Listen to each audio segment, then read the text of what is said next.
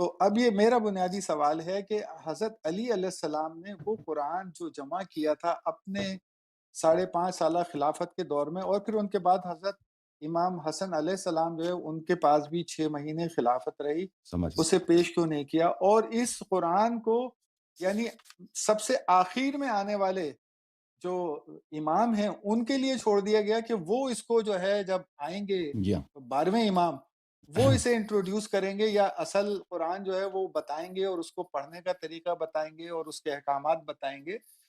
تو یہ بات جو ہے وہ سمجھنے سے بالکل میں قاصر ہوں، تو اس پہ عذرائے کرم اگر آپ اپنی کوئی عالمانہ رہنمائی فرمائیں تو۔ جی حتماً، بہت مہربانی ڈاکٹر صاحب، آپ کا سوال آپ کا بہت اچھا ہے اور نہایت اہم سوال ہے۔ آپ نے کچھ نکات کا ذکر کیا ہے اپنے مونولاگ میں، تو اگر مجھے اجازت دیجیے تو میں بالکل سرسری طور پہ ان سے میں کچھ باتیں عرض کرتا ہوں۔ پہلی بات یہ ہے کہ آپ نے کہا کہ میں یہاں پہ مناظرات کرتا ہوں، سوالوں کا جواب دیتا ہوں، تو ایک بات یاد رکھیے کہ فارملی جو مناظرہ ہوتا ہے اس میں موضوع کا پہلے سے تعین ہو چکا ہوتا ہے، اور اس لیے کہ موضوع متعین ہے انسان اس کے لیے تیاری کر دیتا ہے۔ لیکن مجھے یہاں پہ جو سوال جواب آتے ہیں، مخالفین کے علماء یہاں پہ آ کر سوال کرتے ہیں، وہ پہلے سے نہیں بتاتے ہمیں کہ کس موضوع پہ وہ بات کرنا چاہتے ہیں۔ تو بہت دفعہ یہ ہوتا ہے کہ کتاب میرے پاس نہیں ہوتا، یا وہ ریفرنسز میرے ذہن میں فریش نہیں ہوتی، میموری میری، بہرحال آپ کو پتہ ہے انسان میں بھول ہو جاتا ہے۔ ایک مطلب جو آج آپ نے پڑھا ہے اس طرح نہیں ہے، اس مطلب کی طرح نہیں ہے جو آپ نے 2 دن پہلے پڑھے ہیں۔ وہ مطلب وہ جی کتاب جو آپ نے 2 دن پہلے پڑھے ہیں اس طرح نہیں ہے جو وہ 2 ہفتے پہلے آپ نے پڑھے ہیں، ٹھیک ہے نا؟ انسان کے ذہن میں یہ مح ہو جاتا ہے، ایک چیز آپ نے 1 سال پہلے پڑھی ہے، ایک چیز آپ نے 10 سال پہلے پڑھی ہے، ان دونوں میں فرق ہوتا ہے۔ تو بہرحال جو حضرات یہاں پہ فون کرتے ہیں، یہاں پہ کال کرتے ہیں، وہ سوال کرتے ہیں، تو یہ بہت دفعہ یہ ہوتا ہے کہ ہم اس مطالب کے لیے ہمارے پاس بہت زیادہ مواد ہوتا ہے، یا تو وقت نہیں ہوتا ان کو بیان کرنے کے لیے، یا یہ ہوتا ہے کہ کیونکہ ہم سے پہلے سے پتہ نہیں ہوتا کہ یہ سوال کریں گے، تو ہم کتاب تیار کر کے ان کو دکھا دیتے، یا مطلب اپنے ذہن میں فریش کرا دیتے مراجعے کے ساتھ، مطالعے کے ساتھ۔ تو اس لیے یہ ایک اہم نقطہ ہے، یاد رکھیے کہ اگر یہ واقعاً جماعت مخالفین کے علماء مناظرے کے لیے آ جائیں، جو فارمل مناظرہ ہوتا ہے، جو ڈیبیٹ ہوتا ہے، اس طرح آ جائیں، تو یہ عوام کے لیے بہت مفید ہوگا، لیکن وہ اس طرح کبھی میرے خیال میں نہیں آئیں گے۔ دوسری بات ہے تحریف قرآن کے متعلق، کہ میں نے کہا 87% قرآن ضائع ہو چکا ہے، تو یاد رکھیے تحریف قرآن کے متعلق جتنی باتیں میں نے یہاں پہ کی ہیں، اس پہ میں نے کوئی لیکچر نہیں دی ہے، صرف سوال و جواب ہوئے ہیں۔ صرف سوال و جواب کے حد تک میں نے بعض باتیں جو 2 منٹ 5 منٹ یا 10 منٹ کے جواب دینے میں مجھے موقع ملتا ہے، میں ان کے میں جتنا مجھے ہو سکتا ہے میں بات کرتا ہوں، بات کر لیتا ہوں، ان میں کچھ ریفرنسز دکھا دیتا ہوں۔ لیکن قرآن کے متعلق قرآن کی جو تاریخ ہے اس میں حقائق بہت زیادہ ہیں، اور قرآن کی تاریخ جیسے اسلام مسلمانوں کی تاریخ ہے اس میں ظلم بہت ہے خود اسلام پر، اسی طرح قرآن مجید کی تاریخ بھی بہت ایک تلخ تاریخ ہے۔ جیسے اہل بیت طاہرین علیہم الصلاۃ والسلام کی تاریخ بہت تلخ ہے، اسی طرح قرآن مجید کی تاریخ بہت تلخ ہے، اور اس میں حقائق بہت ہیں، اور مسلمان اس کو ڈانپ کے رکھتے ہیں، علماء شیعہ بھی اور مخالفین بھی۔ شیعہ اس لیے کہ وہ ڈرتے ہیں اس بات سے، کچھ شیعہ حضرات تو ان کو تو تحقیق نہیں ہوتی، جن کی تحقیق ہوتی ہے وہ اس بات سے ڈرتے ہیں کہ اگر ہم اس مسئلے کو چھیڑیں تو پھر ہم پہ ٹپا لگے گا کہ شیعوں کا قرآن اور ہے، پھر ہم اس کو ثابت نہیں کر سکیں گے اپنی بات کو کہ نہیں ہمارا قرآن یہی ہے، لیکن یہ موجودہ قرآن پہ بہت ظلم ہوا ہے، تو اس بات کو ثابت نہیں کر سکیں گے۔ صرف ایک کلپ مخالفین کو جیسے آج کے زمانے میں کہتے ہیں ساؤنڈ بائٹس، چھوٹا سا ان کو ساؤنڈ بائٹس مل جائے گا، ان کو حجج مل جائیں گے، اس پہ فتنے کھڑے ہوں گے، تو اس لیے خاموش ہیں بہت سارے۔ لیکن میں سمجھتا ہوں کہ اس بات کو چھپانے کا اب موقع نہیں رہا ہے، بلکہ اس بات کو تصریح کرنی چاہیے، کیونکہ اس بات کرنا بہت آسان ہے بالکل مخالفین کے کتب سے۔ اب اس مسئلے پہ اگر میں کبھی لیکچرز کا ایک سیریز دے دوں تو آپ حیران رہ جائیں گے قرآن مجید کی تاریخ کے متعلق، اور قرآن پہ جتنا ظلم ہوا ہے، اور مسلمانوں کو جس طرح سنت سے محروم رکھا گیا ہے، اسی طرح قرآن مجید سے محروم رکھا گیا ہے، اور جو دین مسلمانوں کے پاس ہے بہت ناقص دین ہے۔ رسول پاک صلی اللہ علیہ وسلم جو لے کے آئے تھے اس کا بہت چھوٹا حصہ آپ کو پہنچا ہے، اور بہت حصہ آپ کو نہیں پہنچا، اور سنت میں تو بہت ساری جھوٹی باتیں آپ کو پہنچی جو سنت کا اساس ہی نہیں ہے۔ اچھا، جو 87% قرآن کی آپ نے بات کی ہے کہ میں نے کہا 87% قرآن ضائع ہو چکا ہے، یہ میرا جملہ نہیں ہے، یہ کیلکولیشن بخاری مسلم کے روح سے اور عمر بن خطاب کی روایات کے روح سے۔ اب یہ کیلکولیشن کیسا ہے؟ بہت دقیق کیلکولیشن ہے، اور جب میں لیکچر دوں گا تو میں آپ کو دکھا دوں گا، وہ بخاری مسلم سے باہر جانے کی ضرورت نہیں ہے، جو صحیحین ہے جو اجماع ہے جن 2 کتابوں پر اسی سے ہم ثابت کریں گے. اور بہت یہ اس میں آدھا گھنٹے 45 منٹ لگتے ہیں، لیکن اس کو دکھانے کے لیے جس شخص کو پتہ ہی نہیں ہے اس کو 40-45 منٹ دکھانے کے وقت لگے گا. اچھا، دوسری بات آپ نے کہا کہ یمامہ میں حفاظ شہید ہو گئے. یمامہ میں حفاظ شہید نہیں ہوئے، قراء شہید ہو گئے. ان دونوں میں بڑا فرق ہوتا ہے. ہمارے پاس کوئی ایسی دلیل نہیں ہے کہ کوئی صحابی قرآن کا حافظ تھا سوائے امیر المؤمنین علیہ السلام کے، کہ کوئی صحابی قرآن کا حافظ تھا. وہاں پہ جو لوگ قتل ہوئے تھے وہ قاری تھے. بخاری کا لفظ بھی یہی ہے کہ وہاں پہ قراء، قاری، جو لوگ قرآن پڑھتے تھے. اب ان کے پاس پورا قرآن تو نہیں تھا، ان کو اس زمانے میں قرآن پڑھنا بھی کم لوگوں کو آتا تھا. مثلا 100 میں سے شاید 2 کو پڑھنا آتا تھا یا نہیں آتا تھا، کیونکہ سب لوگ ان پڑھ تھے. تو وہاں پہ جن لوگوں کو پڑھنا آتا تھا وہ قتل ہو گئے تھے. ٹھیک ہے نا، اس کی بات ہو رہی. تو اس کے بعد ان لوگوں نے قرآن جمع کرنے کا سوچا. اب آپ کا سوال یہ ہے کہ امیر المؤمنین علیہ السلام نے جو اپنا قرآن جمع کیا تھا انہوں نے ان کو اپنی خلافت کے دور میں کیوں ظاہر نہیں کیا؟ پہلی بات ہے، اس سے پہلے کہ میں سوال کا جواب دے دوں، ایک سوال حتمی طور پہ یاد رکھیے کہ اس میں شک نہیں ہے، اس میں بلا شک نہیں ہے کہ فریقین کے روایات، یعنی شیعہ روایات اور مخالفین کے روایات. اب مولوی لوگ جو کہتے ہیں نا ان کو کہنے دیں، مولوی کے باتوں پہ نہ جائیں، ان سے آپ دلیل کا مطالبہ کریں. اگر وہ کہتے ہیں قرآن کامل ہے، اللہ تعالیٰ نے ذمہ لیا ہے، دلیل دکھائیں. قرآن میں کہاں لکھا ہے کہ اللہ نے ذمہ لیا ہے؟ انا نحن نزلنا الذکر وانا له لحافظون. اس میں مفسرین کے اقوال دکھائی ہے. اس میں اس آیت کا ظہور بھی اس بات پہ نہیں ہے کہ اللہ تعالیٰ نے ذمہ لیا ہے. ٹھیک ہے نا. اس کے علاوہ دلیل کہاں؟ دلیل کچھ بھی نہیں ہے، دلیل کچھ بھی نہیں. جیسے وہ ہٹلر کے زمانے میں بولتا تھا نا، جھوٹ اتنا زیادہ بولو، اتنا بڑا بولو کہ لوگ یقین کر لیں. جب جھوٹ زیادہ بولو گے اور اس کو تکرار کرتے جاؤ گے اور لوگ کوشچن نہیں کریں گے تو بھائی کہیں گے تو صحیح کہہ رہے ہوں گے نا. اس طرح دین کے معاملات میں بہت ایسی باتیں ہیں جو تکرار ہوتا ہے، ان کا بہت عرصے سے تکرار ہوا ہوتا ہے، کوئی اس کو سوچنے، وہ اس کو بدیہی کے طور پہ سمجھتے ہیں، کہتے ہیں اس میں دلیل مانگنے کی ضرورت ہی نہیں ہے کیونکہ سب مانتے ہیں صحیح ہوگا. ٹھیک ہے نا. تو نہ صرف اس بات پہ دلیل نہیں ہے بلکہ اس کے برعکس روایات بہت زیادہ ہیں. یہ کم نہیں ہے، بہت زیادہ اس بات پر کہ قرآن مجید پہ ظلم ہوا ہے. اچھا، قرآن مجید میں نقصان. اب یہ مسئلہ تو طے شدہ ہے. اب میں آپ کے سوال کے جواب نہ بھی دے سکوں، میں کہہ دوں مجھے نہیں معلوم. ٹھیک ہے نا. بہت ساری چیزیں تاریخ میں مجھے نہیں معلوم، فلان واقعہ کیوں پیش آیا، اس کے دلائل کیا تھے، شاید میں اس کو نہیں جانتا ہوں. ٹھیک ہے نا. اب اگر میں پیش بھی نہ کر سکوں کہ امیر المؤمنین علیہ السلام نے اپنا نسخہ کیوں پیش نہیں کیا اس لوگوں کے لیے، اگر یہ نہ بھی پیش کروں تو میں کہوں مجھے نہیں معلوم اس بات کا، تو وہ ان روایت کو نہیں جھٹلاتا. وہ روایت اس سے جھوٹی نہیں ہو جاتی کہ اس سے ان کی خلافت سے پہلے صحابہ نے جو شہادتیں دیں، صحابہ کے قرآن جلائے گئے، اور صحابہ نے جو اختلافات کیے عثمان کے ساتھ، عثمان کے قتل کے وقت اس کے قاتلین نے یہ کہا کہ تم نے قرآن چینج کیا. اچھا، اس سے وہ جھوٹی نہیں ہو جاتی. اور عمر کے اقوال، عائشہ کے اقوال کے قرآن میں نقصان واقع ہوا ہے، اس سے وہ جھوٹی نہیں بن جاتی. ٹھیک ہے نا. وہ اپنی جگہ پہ ان کا جواب نکالنا ہوگا، یا تو ماننا ہوگا، اور یہ ایک مسٹری کے طور پر رہے گا ہمارے پاس کہ امیر المؤمنین علیہ السلام کی حکومت آئی، انہوں نے اپنا قرآن کیوں ظاہر نہیں کیا. ٹھیک ہے نا. تو بات یہ ہے کہ اہل بیت علیہ الصلوۃ والسلام کی روایات میں یہ سرکار نے جو ابو بکر کی حکومت تھی یا عمر کی حکومت تھی، عثمان کی حکومت تھی، ان کو کیوں ضرورت تھی کہ ان کا اپنا قرآن جمع کریں؟ امیر المؤمنین علیہ، یہ تو فریقین، امیر المؤمنین علیہ السلام کے قرآن کی جمع کی جو بات ہے یہ فریقین کی روایات میں ہے، صرف یہ روایت نہیں ہے، یہ مخالفین کی روایات میں بھی ہے. وہ صحیح سند کے ساتھ انہوں نے قرآن جمع کیا تھا. تو ان کو کیوں ضرورت پیش آئی کہ وہ اپنی قرآن جمع کریں؟ ٹھیک ہے نا. ایک تو اہم بات یہ ہے کہ خلیفہ کے پاس وہ ایک اسلام کے نام پہ حکومت کر رہے ہیں، تو ان کے پاس قرآن تو ہونی چاہیے. اب کیونکہ اگر خلیفہ کے پاس کسی کے پاس قرآن نہیں ہے تو لوگ جائیں گے امیر المؤمنین علیہ السلام کے پاس، ان کے قرآن لیں گے. ٹھیک ہے نا. تو خلیفہ کا پاس ان کے اپنا قرآن ہونی چاہیے. دوسری بات یہ ہے کہ انہوں نے کس لیے قرآن ٹکرا دیا. تو ہم شیعہ روایت میں یہی ہے کہ انہوں نے جب قرآن کھول کے دیکھا تو دیکھا کہ اس میں ان کے اپنے بہت سارے متائن ہیں، اس میں ایسی باتیں ہیں جو بالکل مسئلہ امامت و خلافت پہ صریح ہیں. ایسے آیات ہیں، ایسی مطالب ہیں کہ اس میں صحابہ کے کرتوت، صحابہ کی شدید مذمت نام کے ساتھ اور بالکل واضح طور پر ایڈریس بتا کے، اور اس طرح اہل بیت علیہ الصلوۃ والسلام کی امامت واضح طور پر. تو اس لیے وہ پاگل نہیں تھے.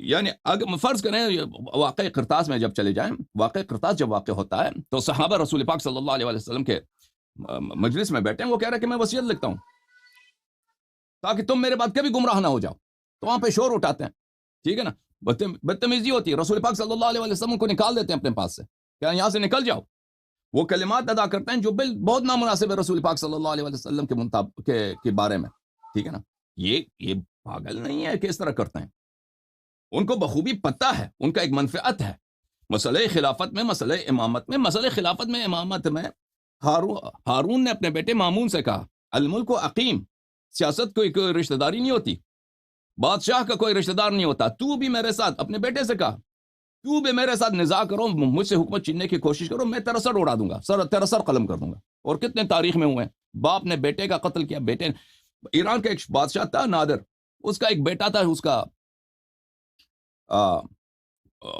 ولی عہد تھا، وہ بہت خوبصورت لڑکا تھا، شہزادہ تھا، نادر کا بیٹا، اور بہت خوبصورت نوجوان بلند قد، اس کو بادشاہ اس سے بہت محبت بھی کرتا تھا، اس کا نام ظاہراً شاہ رخ تھا۔ تو ایک دن بادشاہ مازندران سے جا رہا تھا، جنگل سے اس پہ فائر ہوا، درختوں سے، جنگل سے، اس پہ اس زمانے میں بندوق آئے تھے، یہ 18ویں صدی کی بات ہے، 1700s کی بات ہے، تو اس پہ بندوق چلا، پتہ نہیں چلا کہ کس نے مارا ہے، تو یہ بات بادشاہ کے ذہن میں رپورٹ کس نے دے دی کہ آپ کے بیٹے نے کیا ہوگا کہ وہ جو ہے، تاکہ آپ وہ خود بادشاہ بن جائے، تو بادشاہ نے کیا کہا، فوراً اس کو بلایا بیٹے کو، بیٹے سے پوچھا کہ تم نے کیا، بیٹے نے قسم کھائے کہ میں نے نہیں، اس کے خلاف کوئی شاہد بھی نہیں تھا، بادشاہ نے کیا کہ اس کے دونوں آنکھیں نکال دی، دونوں آنکھیں ادھر ہی نکال دی، اپنے بیٹے کو، اپنے ولی عہد کا۔ خلافت عثمانی میں آپ ایک وہاں پہ ویکیپیڈیا میں ایک آرٹیکل ہے فریکٹسائڈ کے نام سے، یعنی بائی کا قتل، وہاں پہ دیکھیں کہ ایک خلیفہ نے ایک دن اپنے 21 بائی کو ایک دن اس نے قتل کیے، ایک خلیفہ عثمانی نے ایک دن، معاف کیجیے ہمارے بھائی صاحب چلے گئے، اچھا، ایک دن اپنے 21 بائی کو قتل کیا، تو لوگ حکومت کے خاطر بہت کچھ کر جاتے ہیں، تو یہ لوگ جب اپنی منفعت دیکھتے ہیں، ڈاکٹر صاحب واپس آ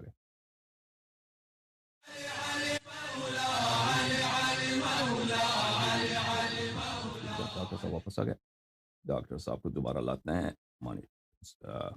ویو میں، آگے ڈاکٹر صاحب چلیں، تو لوگ حکومت کے خاطر، دنیا کے خاطر، منافع کے خاطر بہت کچھ کر جاتے ہیں، یہ ہمیشہ سے انسان کی تاریخ یہی ہے، بشر کی تاریخ یہی ہے کہ حکومت کے خاطر، منافع کے خاطر جرم جنایت کرنا۔ تو اگر یہ لوگ اس وقت رسول پاک صلی اللہ علیہ وآلہ وسلم کے اپنے منافع کے کو دیکھ کر یہ ان کو وصیت لکھنے نہیں دے رہے ہیں، تو اب اگر اس مصحف میں ایسی باتیں ہیں جو ان کی سیاست کے مطابق موافقت میں نہیں ہے، تو لازمی بات ہے اس کو نہیں مانیں گے اور کہیں گے ہمیں آپ کی مصحف کی ضرورت نہیں، آپ لے کے جائیں، ہم اپنا مصحف جمع کریں گے، اور انہوں نے اپنا مصحف جمع کیا۔ اچھا، تو اس کی وجہ یہ ہے، اگر وجہ یہ ہے تو امیر المؤمنین علیہ السلام نے بعد میں اس کو ظاہر کیوں نہیں کیا؟ دیکھیں، جب رسول پاک صلی اللہ علیہ وآلہ وسلم کی وفات ہوئی ہے، اس وقت اسلام بہت محدود تھا، اس کا جغرافیائی لحاظ سے بہت محدود علاقے میں تھا، مدینہ کے لوگ مسلمان تھے، مکہ کے لوگ 1-2 سال ہوئے مسلمان ہوئے، مکہ کے لوگ بھی پکے مسلمان نہیں ہیں، وہ بھی تلوار کے زور سے قتل ہو جاتے، وہ مسلمان ہو گئے، طائف کے لوگ تلوار کے زور سے مسلمان ہوئے، بہت سارے قبائل ہیں جو تلوار کے زور سے مسلمان ہوئے اور کچھ کو پیسے دے کر مسلمان ہوئے، ٹھیک ہے نا، یہ اور اکثر لوگ یدخلون فی دین اللہ افواجا، یہ سب سن 9 سن 10 ہجری کی بات ہے، یعنی ابھی مسلمان ہوئے، اور یہ بھی ایک جو پرانے مسلمان ہیں جنہوں نے رسول پاک صلی اللہ علیہ وسلم کے صحبت کو پایا ہے، وہ بہت کم ہیں، مدینے میں ہیں، سب مدینے میں ہیں، مہاجرین انصار سب مدینے میں تھے، مکہ بقیہ لوگ تازہ مسلمان ہوئے۔ اچھا، اب جب فتوحات کا سلسلہ جب شروع ہو گیا ہے تو بہت سارے لوگ اسلام میں داخل ہو گئے، مصر فتح ہو گیا، شام فتح ہو گیا، ایران فتح ہو گیا، آرمینیا فتح ہو گیا، بھئی دور دراز کے علاقے فتح ہو گئے، تو لوگ بہت داخل ہو گئے، ٹھیک ہے نا، وہ لوگ جو اسلام کو جانتے ہیں وہ بہت مختلف ہے اس اسلام سے جو نبی کریم صلی اللہ علیہ وآلہ وسلم کے دور کی بات ہے، ٹھیک ہے نا۔ اب دیکھیں، میں آپ کو ایک خطبہ دکھاتا ہوں امیر المؤمنین علیہ السلام کا، اس میں ڈاکٹر صاحب کے سوال کا جواب مل جائے گا، کتاب سلیم ابن قیس ہلالی میں ان کا جواب ہے کہ انہوں نے وہ باتیں کیوں چینج نہیں کی جو خلفاء کے دور میں جو بدعتیں دین میں داخل کی گئیں. اسی میں آپ کو سب کا جواب میں یہ کتاب سلیم ہے. اچھا، امیر المؤمنین علیہ الصلوۃ والسلام، کتاب سلیم ابن قیس ہلالی، جلد نمبر 2، چھاپ ایران. یہاں پر عزیزو ایک الحدیث الثامن عشر، 18واں حدیث ہے. اس کے پہلے میں امیر المؤمنین علیہ الصلوۃ والسلام عام لوگوں سے بات کرتے ہیں، پھر اس کے بعد ثم اقبل، اس کے بعد امیر المؤمنین علیہ الصلوۃ والسلام، یہ صفحہ نمبر 720 ہے، بوجہی علی ناس من اہل بیتہ و شیعتہ، اپنے اہل بیت اور اپنے خالص شیعوں سے انہوں نے بات کی جو قریبی لوگ تھے ان کے. اچھا، وقال لقد عملت الائمة قبلی بامور عظیمہ خالفت فیہا رسول اللہ صلی اللہ علیہ وآلہ وسلم متعمدین. فرمایا کہ مجھ سے پہلے جو 3 خلیفے گزرے ہیں انہوں نے بہت بڑے بڑے کام کیے ہیں.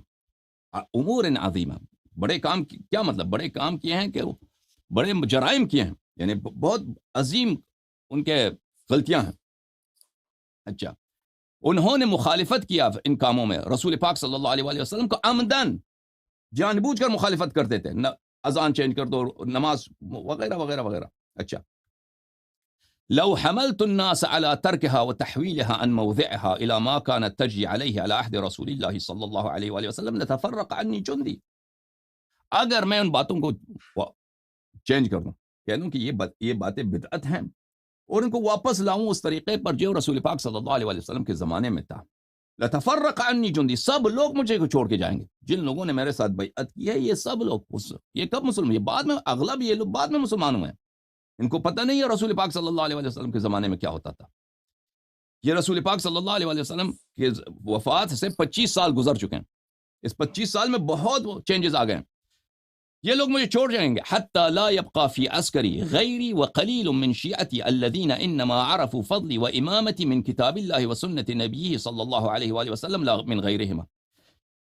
سب لوگ مجھے چھوڑ جائیں گے، صرف اب میرے لشکر میں میں رہ جاؤں گا، اور میری اہل بیت اور میرے بہت کم شیعہ جو میری فضل کو اور میری امامت کو کتاب و سنت سے پہچانتے ہیں، نہ غیر سے. کیونکہ باقیہ سب ان کی امامت کو کس لحاظ سے پہچانتے تھے؟ کہتے ہیں مدینہ والوں نے بیعت کیا، مہاجرین انصار نے بیعت کی ہے تو اس لیے خلیفہ ہیں.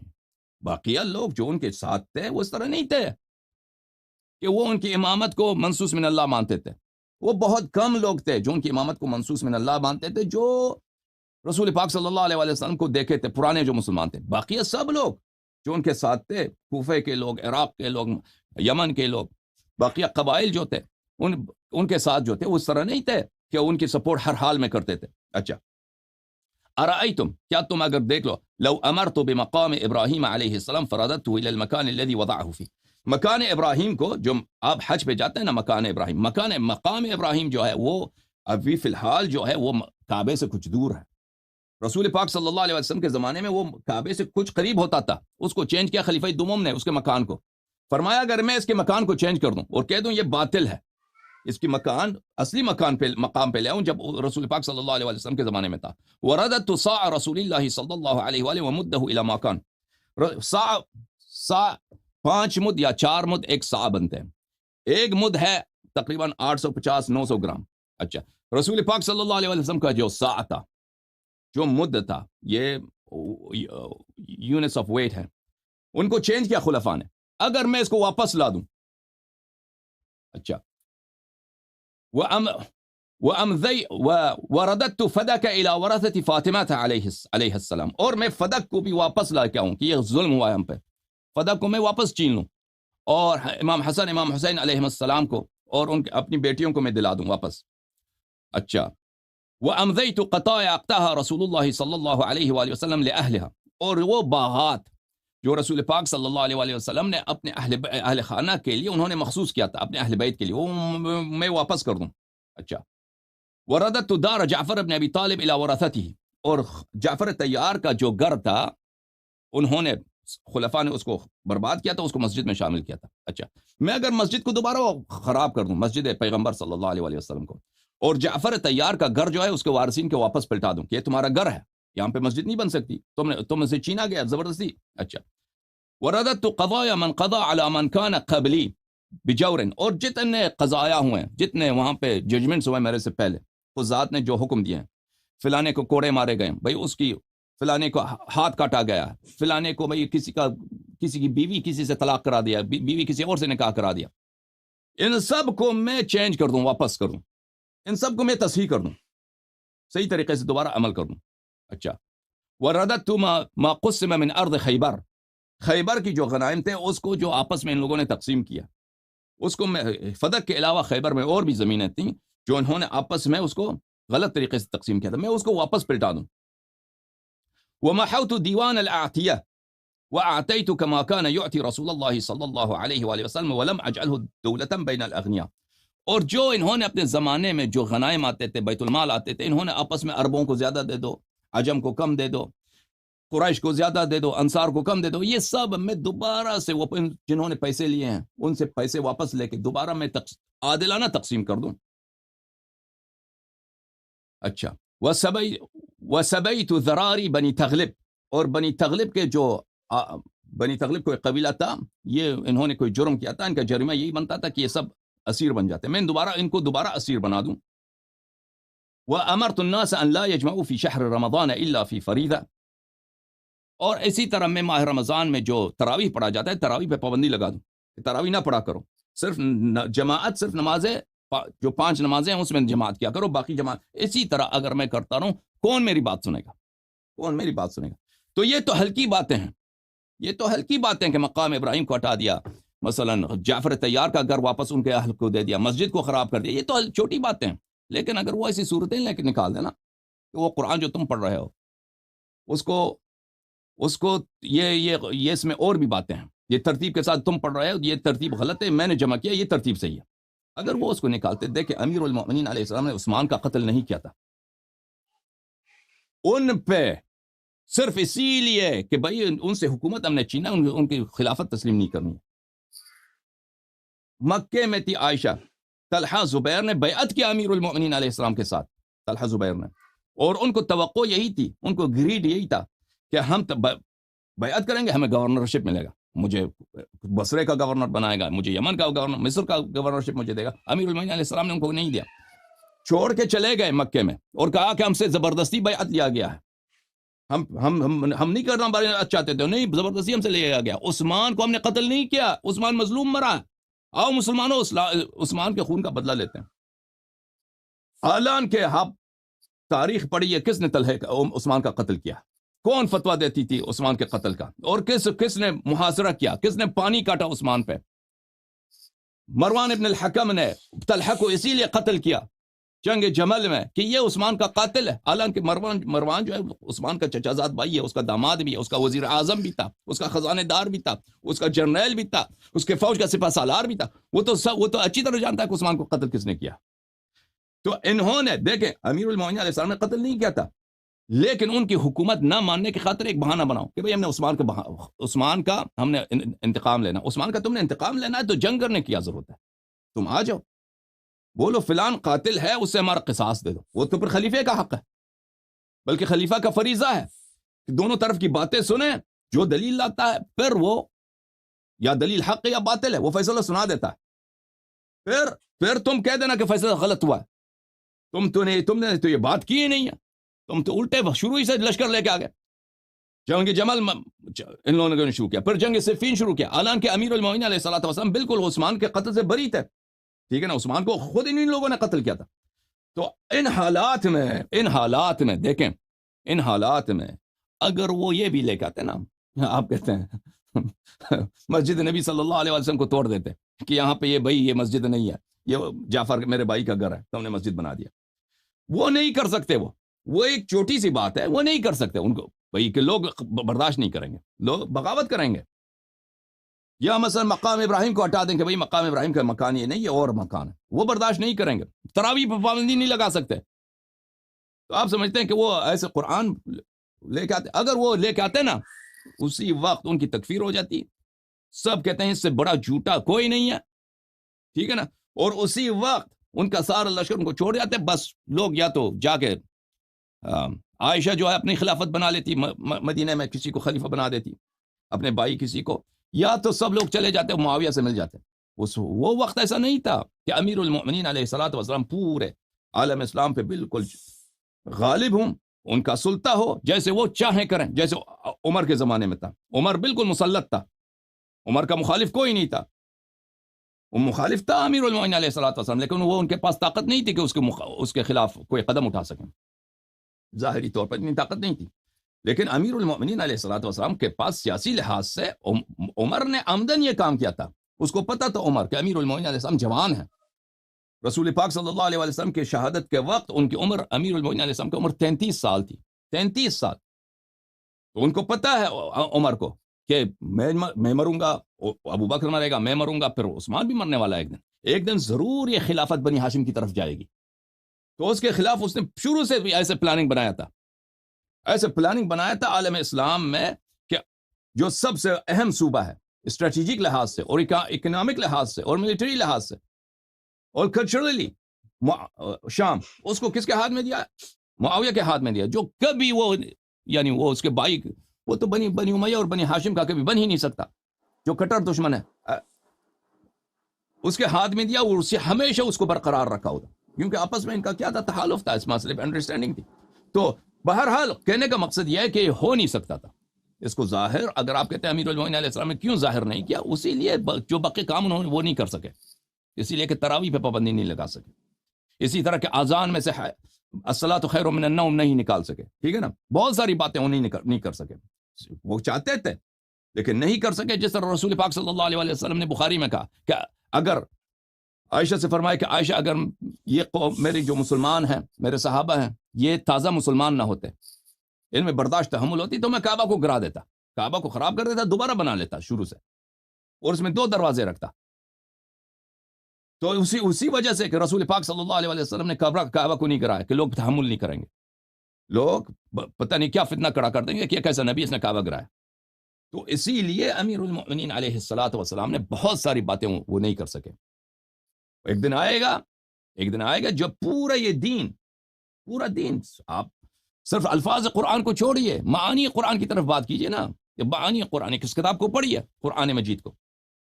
ہر آیت انسان کا ذہن حیران رہ جاتا ہے کہ اس کے معنی کیا ہیں، مختلف محتملات ہیں۔ رسول پاک صلی اللہ علیہ وسلم کس لیے آئے؟ هو الذي ارسل رسوله بالهدى ودين الحق، یہاں بلی ربنا وابعث فيهم رسولا منهم يتلو عليهم آياتك ويعلمهم الكتاب والحكمة ويزكيهم۔ نبی کریم صلی اللہ علیہ وآلہ وسلم هو الذي بعث في الأمين رسولا منهم يتلو عليهم آياته ويزكيهم ويعلمهم الكتاب والحكمة۔ نبی کریم صلی اللہ علیہ وآلہ وسلم کا کام یہی ہے کہ آیات کی تلاوت کرے اور کتاب کی تعلیم دے دے، ٹھیک ہے نا۔ کہاں ہے وہ تفسیر پیغمبر صلی اللہ علیہ وآلہ وسلم کا؟ مان لیتے ہیں قرآن کے الفاظ کو، یہی ہو، ترتیب بھی یہی ہے، معنی کا کیا کریں گے؟ نبی کریم صلی اللہ علیہ وسلم فارغ تو نہیں بیٹھتے تھے، صبح سے شام تک ان کا کام یہی تھا کہ یہ آیات، فلانی آیت نازل ہو، ان کے معانی یہ ہیں۔ مسلمانوں، حدیث ایک بھی روایت نہیں کی مسلمانوں نے، حدیث ایک بھی روایت نہیں کی کہ رسول پاک صلی اللہ علیہ وسلم کی تفسیر کیا ہے۔ قرآن جب ہم پڑھتے ہیں تو اس کے معنی میں متحیر رہ جاتے ہیں، مفسرین کے اقوال متضاد، مفسرین کو خود نہیں معلوم، کہتے ہیں یہ احتمال، یہ احتمال، یہ احتمال، یہ پھر احادیث میں ہے، شیعہ اور غیر شیعہ دونوں میں، کہ قرآن کا بطن ہے، قرآن کا پوشیدہ مقامات ہیں، قرآن کے رموز ہیں، اسرار ہیں، وہ ہمیں کیوں نہیں بتائے گئے؟ ہم کیوں محروم ہیں ان سے؟ ٹھیک ہے نا۔ تو یہ کہنا کہ قرآن ہماری دسترس میں نہیں ہے، کم از کم یہ تو مان لو کہ قرآن کے معانی، قرآن کے تفاسیر، یہ سب ضائع ہو چکے ہیں، یہ سب ضائع۔ اور اصل چیز جو ہوتا ہے وہ معنی میں ہوتا ہے، اصل چیز معنی میں ہوتا ہے۔ الفاظ اہم ہیں، الفاظ سے زیادہ معنی اہم ہے۔ آپ کوئی قانون کی کتاب کو لیے، کوئی طب کی کتاب کو لیے، الفاظ اس میں اہم نہیں ہوتی۔ میڈیسن کی کتاب ہو، قانون کی کتاب ہو، فلسفی کی کتاب ہو، اس میں جو معنی مفہوم ہے وہ اہم ہوتا ہے، ٹھیک ہے نا۔ اسٹوری کوئی پڑھی ہے، الفاظ اہم ہوتے ہیں، ٹھیک ہے، الفاظ اہم ہیں، الفاظ صرف اسی لیے اہم ہے کہ وہ ان معانی ہمیں کنوے کر دیتی ہیں، معانی ہمیں پہنچا دیتی ہیں۔ تو قرآن مجید کے جو تفسیر ہے وہ کہاں ہے وہ مفسرین کے اقوال حجت نہیں ہے، مفسرین ان کے اجتہادات ہیں، ان کے ظنون ہیں، ان کے آراء ہیں مفسرین کے، اور وہ خود کہتے ہیں کہ اس فلان آیے میں 4 احتمال ہے۔ ہمیں نہیں معلوم کہ کون سا صحیح ہے. یہ احتمال ہو سکتا ہے, یہ احتمال بہتر ہو. فخر رازی کی تفسیر دیکھیے, اول سے آخر تک ہر آیت کا احتمال قول قول قول قول قول قول قول. کون سا اس میں سے صحیح ہے؟ متضاد اقوال ایک ہی آیت کی شان میں. ٹھیک ہے نا. تو عزیزو یہ دین جو ہمیں پہنچا, یہ ناقص پہنچا, اس میں شک ہی نہیں ہے, اس میں شک ہی نہیں ہے. تو لیکن اللہ نے جو دین بھیجا وہ کامل بھیجا. وہ کامل دین کہاں ہے؟ وہ کامل دین کہاں ہے؟ اگر اس کا ایک حامل شخص ہے جو ایک دن وہ ظاہر کرے گا, تو پھر اللہ کا وعدہ صحیح ہے, پھر اللہ کا وعدہ صحیح ہے, آمنا بھی. اگر وہ بھی نہیں ہے تو پھر تو بیڑا ہی غرق ہے. اللہ تو نے کیا اللہ تو نے قرآن بھیجا, رسول بھیجا, وہ سب ضائع ہو گیا, بس ختم بات. سنت بھی ضائع, تفسیر قرآن بھی ضائع, اور الفاظ قرآن جہاں تک تعلق ہے, مسلمان لاکھ کہہ دیں کہ الفاظ قرآن محفوظ ہیں, دلیل ان کے پاس کچھ بھی نہیں. ٹھیک ہے نا. ادعا کرنے سے, کلیم کرنے سے کوئی حق ثابت نہیں ہوتا. حق کس بات سے ثابت ہوتا ہے؟ جب دلیل لے کے آ جائے نا. میں تو یہاں پہ بیٹھا ہوں, صبح سے شام کہتا ہوں مسلمانوں آ جاؤ, مجھے شرمندہ کر دو, اس سے زیادہ میں کیا کروں؟ مولوی حضرات شرمندہ کرو, دلیل لے کے آؤ اپنا, کوئی صحابہ کی شہادت لے کے آؤ کہ وہ کہتے ہیں قرآن کامل. اگر مجھ سے دلیل مانگتے ہو تو پھر میں کبھی انشاءاللہ تبارک و تعالی لیکچر یہاں پہ دوں گا نا قرآن مجید کی تاریخ پر, پھر تم حیران رہ جاؤ گے. تو پھر مجھے تکفیر تو ویسے بھی آ چکی ہے, تکفیر کے ٹپے لگنے شروع ہو جائیں گے, بلکہ زیادہ ہو جائیں گے. جی ڈاکٹر صاحب, میں معذرت چاہتا ہوں, میں نے بہت طویل گفتگو کی, میں نہیں چاہتا تھا کہ میں تقریر کروں. جزاک اللہ, آپ نے بہت مفید معلومات فراہم کی. جوم جاؤ, پرواز کرو, کیوں فخر سے سر اٹھا, کیونکہ اللہ تعالیٰ نے تمہیں انتخاب کیا. صراط حق پر صرف تم ہو, صراط ایمان پر صرف کیا, کیونکہ اللہ تعالیٰ نے تمہیں انتخاب کیا. صراط حق پر صرف تم ہو, صراط ایمان پر صرف